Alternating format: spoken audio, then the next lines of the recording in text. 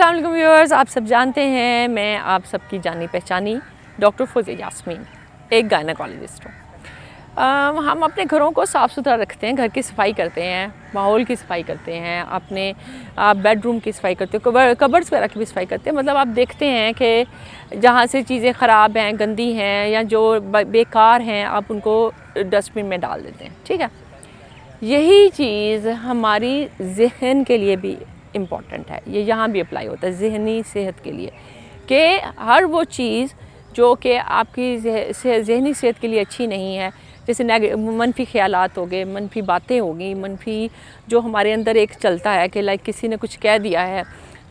जैसे अगर मैरिड ख़वातीन है, जैसे मेरे पास पेशेंट्स आते हैं बहुत ज़्यादा प्रेगनेंसी में, वो डिप्रेशन में होते हैं, एंजाइटी स्ट्रेस, उनको अपनी शायद ज़्यादा प्रॉब्लम नहीं होती, उनको लोगों की जो बातें हैं या लोगों के एटीट्यूड्स हैं वो उनको ज़्यादा डिस्टर्ब कर रहे होते हैं।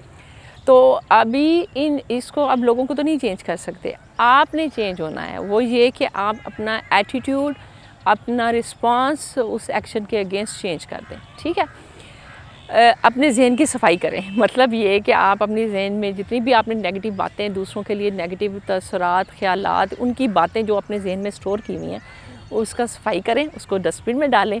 और अपने जैसे हम अपने इर्द गिर्द, जैसे ये फूल हैं, आप अपने गार्डन में फूल लगाते हैं, बेडरूम में फूल लगाते हैं, हर जगह फूल लगाते हैं, इसी तरीके से आप अपने जहन में भी फूल लगाएं। मतलब अच्छी अच्छी बातें सोचें, अच्छी अच्छी पॉजिटिव सोच रखें, आने वाले वक्त के लिए, बेबी के लिए अच्छा सोचें और खुश रहें, नेचर एंजॉय करें, अल्लाह का शुक्र अदा करें, गॉड का। Thank you. शाद रहें, आबाद रहें। अल्लाह हाफ़िज़। अगर आपको मेरी ये वीडियो पसंद आई है तो हमारे चैनल को लाइक करें, सब्सक्राइब करें और बेल आइकन पर क्लिक करें ताकि इससे रिलेटेड नई आने वाली वीडियोस आपको बर वक्त दिखाई दे सकें। Thank you.